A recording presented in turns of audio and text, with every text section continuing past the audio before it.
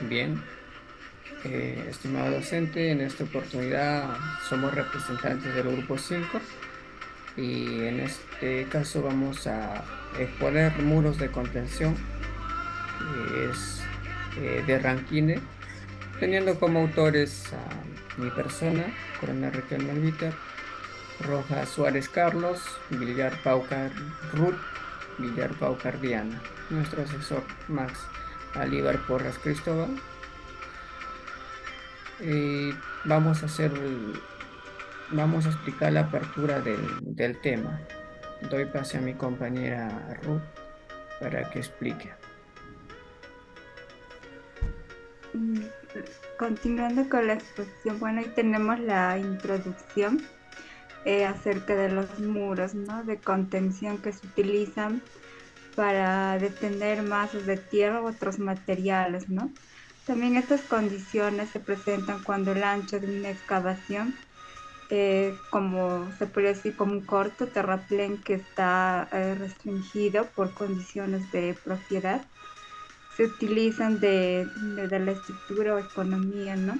Entonces, por ejemplo, en la construcción de vías férreas o de carreteras, el ancho de servidumbre de vía es fija, ¿no? Y el corte o terraplén debe estar contenido dentro de este ancho de manera similar para que los muros de los sótanos de edificios deben ubicarse dentro de los límites de la propiedad, ¿no? Y así para que pueda tener el suelo alrededor del sótano, ¿no?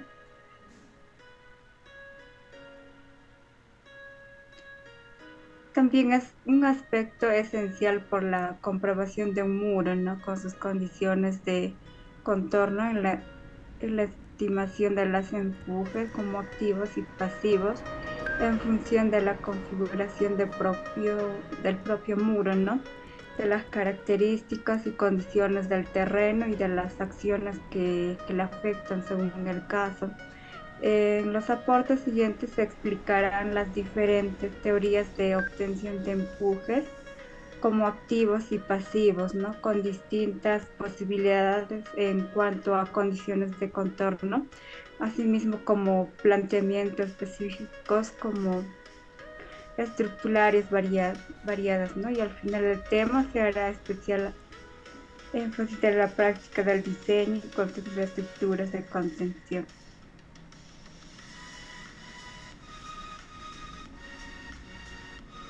Bueno, voy a dar paso a mi compañera para que pueda explicar.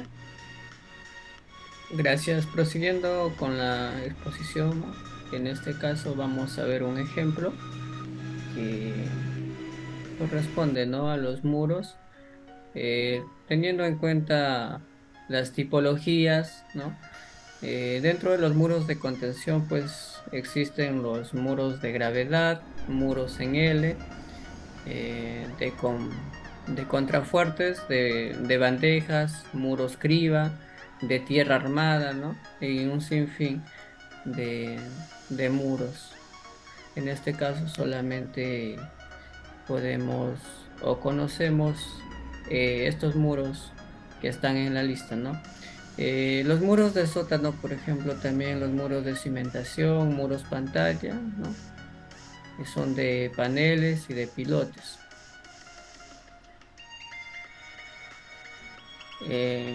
Los empujes de Rankine básicamente son compuestos de dos, ¿no? En estado activo y en estado pasivo, o sea, de dos formas. El terreno, pues, empuja contra la estructura en el caso del estado activo, ¿no? Y en el caso del estado pasivo, la estructura empuja contra el muro. Y ahí nos puede describir en el diagrama, ¿no?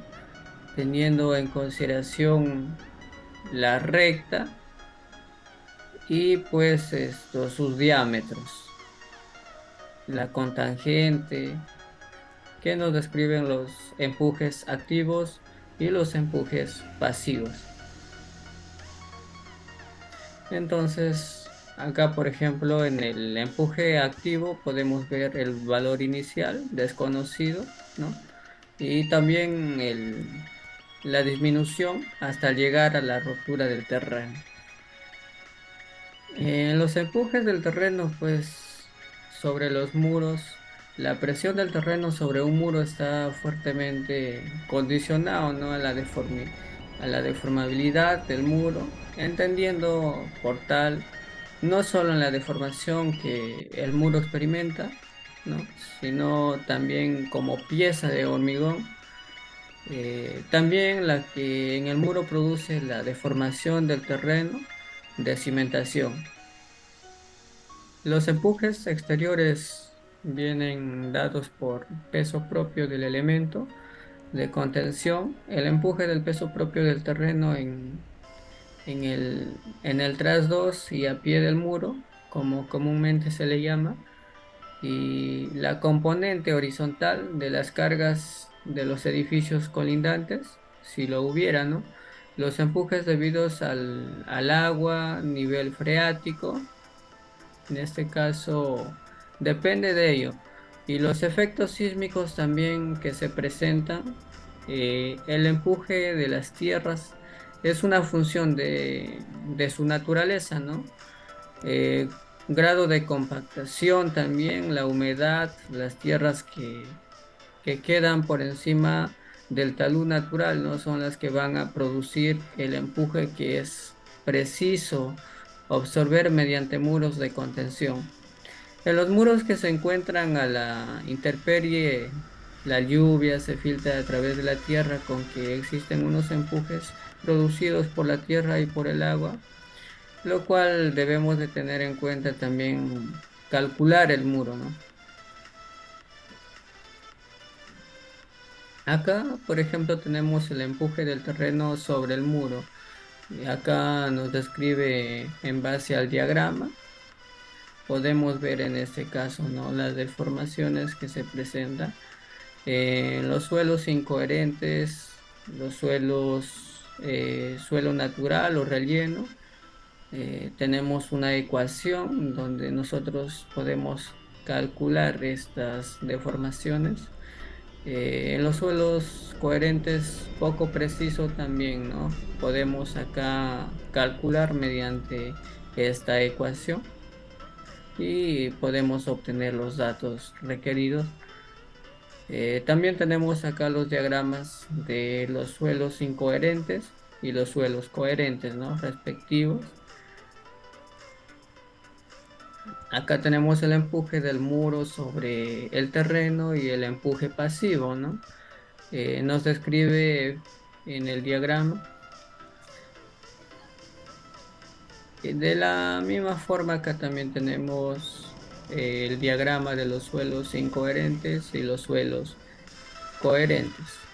Bueno, siguiendo con la exposición, voy a explicar un ejercicio también. Eh, en este ejercicio se presenta que el muro de contención presenta un relleno de suelo sin cohesión. Determine el empuje pasivo por la longitud unitaria por el método de Rankine. También la presión activa en el fondo del muro. Ya para ello tenemos un muro, como vemos aquí, su altura es de 4,20. Los datos ahí está su altura ya, el peso 17.54 kN sobre metro cúbico, phi igual a 37. Eso sería nuestro muro. Ahora sí, hallando ya el coeficiente pasivo, nos sale que el coeficiente pasivo es igual a la tangente al cuadrado de 45 más phi sobre 2. El coeficiente pasivo viene a ser a 4.23. Ahora sí, la fuerza pasiva viene a ser, vendría a ser igual a 0.5 por el peso, por el coeficiente pasivo y por h sobre 2. Y ahora va a ser el coeficiente, la fuerza pasiva es igual a 622.337 kN sobre metro. Ahora la presión activa. La presión activa viene a ser es igual al coeficiente pasivo por el peso por h, y esto vendría a ser el coeficiente pasivo, que es 4.025 por 17.54, que es el peso, y por 4.3. Ahora sí nos sale la presión activa, que es 296.336 kilonewtons sobre metro cuadrado.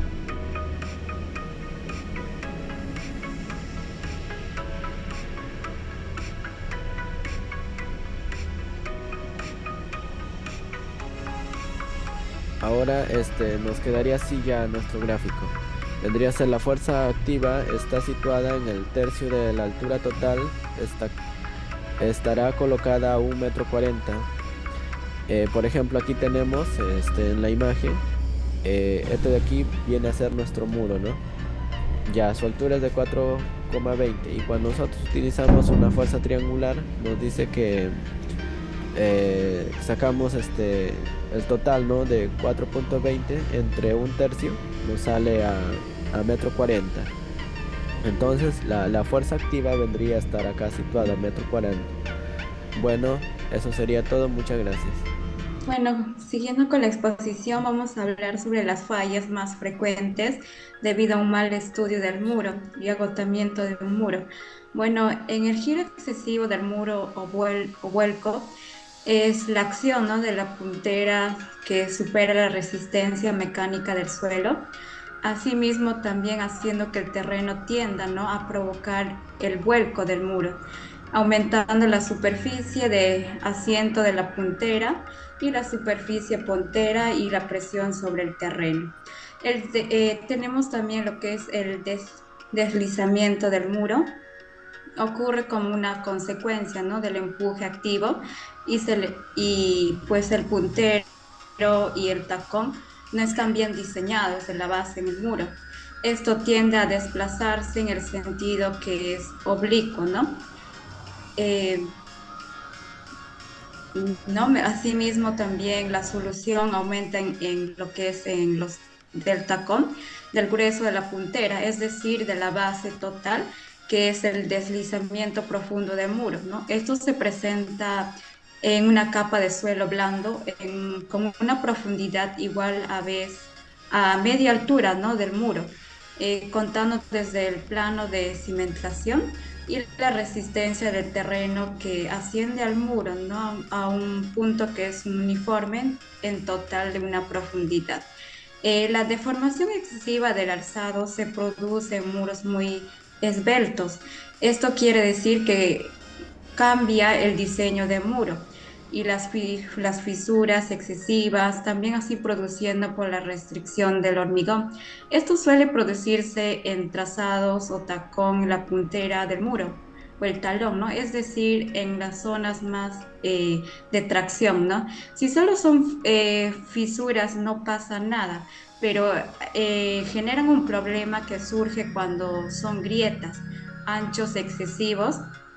En general el terreno está en un estado húmedo, ¿no?, produciéndose a sí mismo la oxidación del hierro, ¿no? Para evitar las fisuras hay que disponer, juntar y verificar, ¿no?, lo que es la retracción, y asimismo también, ¿no?, hacer lo que es el coincidir con juntando, ¿no?, lo que es el hormigonado. También tenemos lo que es la rotura del alzado por falla de solape. Se produce cuando no se ha calculado, ¿no?, bien la armadura de una unión de alzado con la base. Esto se quiere decir cuando colocar la armadura, ¿no? También tenemos nuestra conclusión y recomendación. Podemos concluir que es vital importancia, ¿no?, para el diseño de un muro de contención contar con la información necesaria y suficiente para elaborar este informe, básicamente en la altura que tendrá en el muro. También el material que relleno que se colocará tras el muro es un suelo.